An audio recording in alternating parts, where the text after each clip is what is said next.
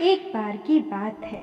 एक गांव में एक किसान रहता था। वो विष्णु भगवान जी को बहुत मानता था और उनका बहुत बड़ा भक्त था। हमेशा हर काम करते समय, चाहे वो खेतों में हल चलाना हो या कोई भी काम, हमेशा विष्णु जी को याद करता था।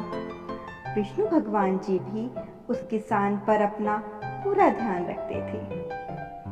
ये सब देखकर एक दिन नारद मुनि जी विष्णु भगवान जी से कहते हैं कि भगवान जी, हम सारा दिन नारायण नारायण करते रहते हैं, हमेशा आपको याद करते हैं, आपके आगे पीछे भी घूमते हैं, फिर भी आप हमारे ऊपर ध्यान नहीं देते हैं। और वो किसान जो आपको कभी कभी याद करता है, वो आपको ज्यादा प्यारा है, ऐसा क्यों? इस पर विष्णु जी कहते हैं कि नारद, ऐसा कुछ नहीं है। नारद जी कहते हैं, कुछ तो बात है, तभी आप उस किसान पर ज्यादा ध्यान देते हैं और हम पर बिल्कुल भी नहीं देते हैं।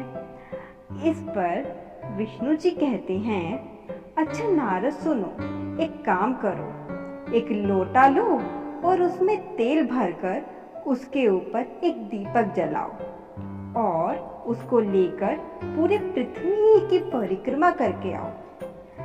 और एक बात का विशेष ध्यान रखना कि कहीं पर भी एक भी बूंद तेल की गिरनी नहीं चाहिए। इस पर नारद मुनि जी कहते हैं, ये कौन सी बड़ी बात है, ये तो हम अभी करके दिखाते हैं आपको।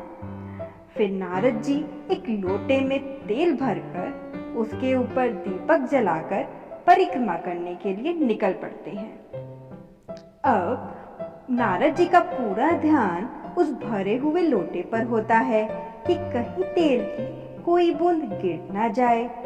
और वो धीरे धीरे परिक्रमा पूरी करके विष्णु जी के पास आते हैं और कहते हैं, देखिए विष्णु भगवान जी, मैं पृथ्वी की परिक्रमा करके लौट आया हूँ। तब विष्णु जी नारद जी से पूछते हैं, अच्छा नारद जी बताइए कि आपने परिक्रमा के दौरान हमें कितनी बार याद किया? इस पर नारद जी कहते हैं, आपको याद करने का तो समय ही नहीं मिला, क्योंकि मेरा तो पूरा ध्यान लोटे के तेल पर था कि कहीं तेल की कोई बूंद गिर ना जाए। फिर विष्णु भगवान जी कहते हैं कि देखो, यही तुम्हारे और इस किसान में अंतर है। किसान हमें अपने काम के साथ हमेशा याद करता है और आपको हमने एक छोटा सा काम दिया, उसमें ही आप हमको भूल गए। इसलिए किसान हमें प्रिय है। दोस्तों, इस कहानी से हमें ये शिक्षा मिलती है कि हमें अपने काम के साथ भगवान जी को भी हमेशा याद करते रहना चाहिए। नारायण नारायण।